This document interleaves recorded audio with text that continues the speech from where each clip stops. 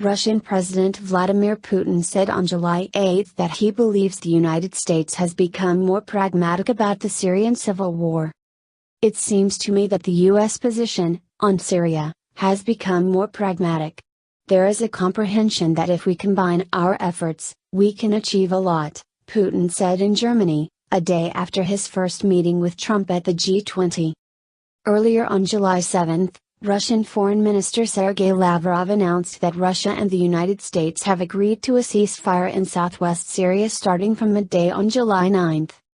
Today in Amman, Russian, American and Jordanian experts agreed on a memorandum of understanding to create a de-escalation zone in the regions of Dara, Quneitra, and Suaida, Lavrov said. There will be a ceasefire in this zone from midday Damascus time on July 9. Lavrov was speaking at the G20 summit in Hamburg where he sat in on talks between U.S. President Donald Trump and Russian leader Vladimir Putin, their first face-to-face meeting.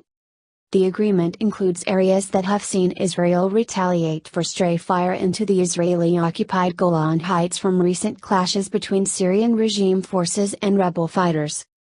Russia, an ally of Syrian President Bashar al-Assad, has been engaged in talks this year with Turkey and Iran over 4 so-called de-escalation zones in the war-torn country.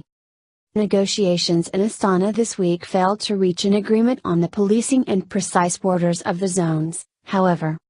Lavrov said the ceasefire set to begin on July 9 would be supervised by Russian military police in coordination with the Jordanians and Americans. U.S. Secretary of State Rex Tillerson confirmed the agreement. Tillerson said it showed the United States and Russia were able to work together in Syria and that they would continue to do so.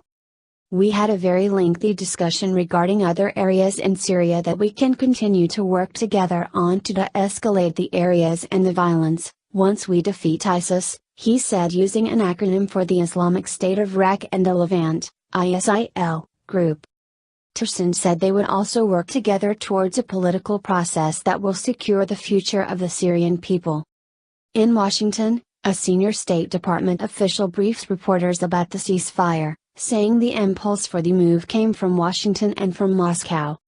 If there's going to be a resolution of the conflict in Syria, we both need to somehow be involved in it, the official said.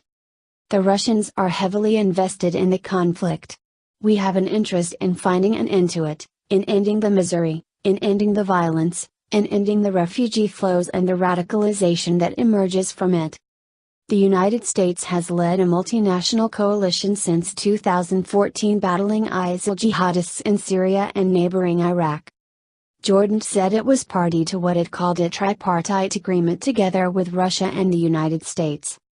A ceasefire will take place along a line of contact agreed upon between the Syrian government forces and associated troops on one side and rebels on the other, government spokesman Mohammed Momani said. The three nations voiced their commitment to working on a political solution based on UN-backed talks in Geneva and UN Security Council Resolution 2254, he said, quoted by the official Petra news agency. Asked about the ceasefire, British Defence Secretary Michael Fallon was skeptical it would hold given the string of failures in the past. We welcome any ceasefire, but let's see it, let's see the results on where these safety zones are proposed, Fallon told a Washington think tank. Let's not have the civilian population misled. If they can be properly enforced then they are thoroughly welcome, and can then get in the United Nations humanitarian aid that was promised, said Fallon. The Syrian army had announced on Monday a unilateral ceasefire to halt fighting in Dara, Quneitra, and Suaida. These areas form one of the 4 de-escalation zones agreed under peace talks in Kazakhstan brokered by rebel backer Turkey and regime allies Russia and Iran. The Syrian army's unilateral ceasefire was to have expired at midnight on Thursday.